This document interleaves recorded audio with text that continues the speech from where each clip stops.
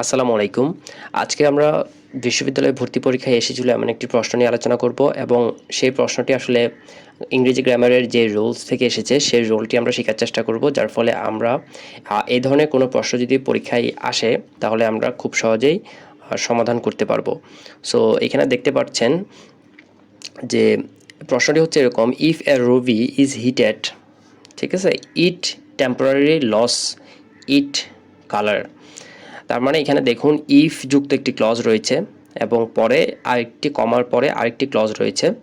এই প্রশ্নটি কিন্তু চট্টগ্রাম বিশ্ববিদ্যালয় 10-11 সেশনে এবং 18তম বিসিএস পরীক্ষা এসেছিল এবং রাজশাহী বিশ্ববিদ্যালয়ের ল ডিপার্টমেন্টের যে পরীক্ষাটা হয় ভর্তি পরীক্ষা, সেখানে 14-15 সেশনে এই প্রশ্নটি কিন্তু এসেছিল। তার মানে বুঝতেই পারছেন এই প্রশ্নটি কতটা গুরুত্বপূর্ণ।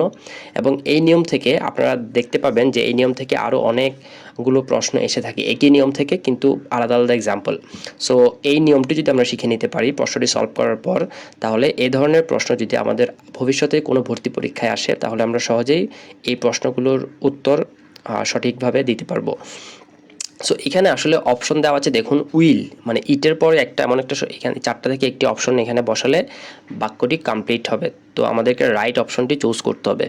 সো এখানে এ হচ্ছে উইল, ভিতে দেওয়া আছে উড, সিতে দেওয়া আছে ডাস, আর লাস্টে দেওয়া আছে হ্যাজ। সো এখান থেকে কোন অপশনটি বসালে এখানে কারেক্টভাবে বাক্যটি আমরা কমপ্লিট করতে পারবো। সো এখানে আসলে এই প্রশ্নটি কোন নিয়ম থেকে এসেছে সেটি আমি একটু বলি। প্রথমে এই প্রশ্নটি এসেছে কন্ডিশনাল সেন্টেন্স নামে যে টপিকটি রয়েছে গ্রামারে সেখান থেকে। তার মানে কন্ডিশনাল সেন্টেন্স সম্পর্কে আপনারা অনেকেই জানেন, যারা ইন্টারমিডিয়েট পাস করেছেন এখন ভর্তি পরীক্ষার প্রস্তুতি নিচ্ছেন তারা অনেকেই জেনে থাকবেন যে কন্ডিশনাল সেন্টেন্স হচ্ছে এমন কতগুলো সেন্টেন্স যেখানে একটা কন্ডিশন দেওয়া থাকে। তো ইফ যুক্ত একটা ক্লজ থাকে, ইফ বা আনলেস যুক্ত একটা ক্লজ থাকবে। সো এখানে আপনারা দেখতে পাচ্ছেন যে ইফ বা আনলেস যুক্ত ক্লজ যেটা থাকবে সেটি আসলে হয় সাবঅর্ডিনেট ক্লজ এবং পরে যেটি থাকবে সেটি হয় ইন্ডিপেন্ডেন্ট ক্লজ বা স্বাধীন বাক্য।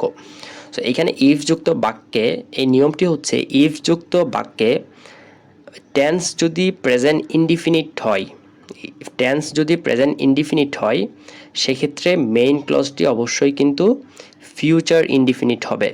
আমি আবারও বলছি, আপনারা এখানে দেখতে পাচ্ছেন যে ইফ যুক্ত ক্লজটি প্রেজেন্ট ইনডিফিনিট টেন্সে হলে মেইন ক্লজটি অবশ্যই ফিউচার ইনডিফিনিট হবে। তার মানে ফিউচার ইনডিফিনিটের স্ট্রাকচার কি? ফিউচার ইনডিফিনিটের স্ট্রাকচার হচ্ছে সাবজেক্ট প্লাস উইল অথবা শ্যাল প্লাস ভার্বের বেস ফর্ম প্লাস এক্সটেনশন বা অবজেক্ট অথবা কমপ্লিমেন্ট থাকতে পারে, হোয়াট এভার। সো এখানটাতে ইফ যুক্ত ক্লজটি প্রেজেন্ট ইনডিফিনিট টেন্স হতে হবে।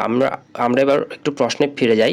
এখানটাতে if A Ruby is heated থাকলে আছে, সেখানে আপনারা দেখতে পাচ্ছেন ইজ হিটেড, এটি একটি প্যাসিভ ভয়েস এবং এটি হচ্ছে প্রেজেন্ট ইনডিফিনিট টেন্সে রয়েছে। সো এদিকে দেখা যাচ্ছে ইফ যুক্ত ক্লজে প্রেজেন্ট ইনডিফিনিট টেন্স রয়েছে। সো পরের ক্লজটিতে অর্থাৎ ইন্ডিপেন্ডেন্ট ক্লজে মানে ইফ যুক্ত ক্লজ ছাড়া যে ক্লজটি থাকবে সেটিতে আমরা অবশ্যই ফিউচার ইনডিফিনিট টেন্স ব্যবহার করতে হবে। তার মানে ফিউচার ইনডিফিনিট টেন্সের স্ট্রাকচার হচ্ছে সাবজেক্ট প্লাস উইল বা শ্যাল প্লাস ভার্বের বেস ফর্ম। তো এখানে ভার্বের বেস ফর্ম কিন্তু দেওয়া আছে লস, আমাদেরকে এখানটাতে উইল বসালে বাক্যটি কমপ্লিট হয়।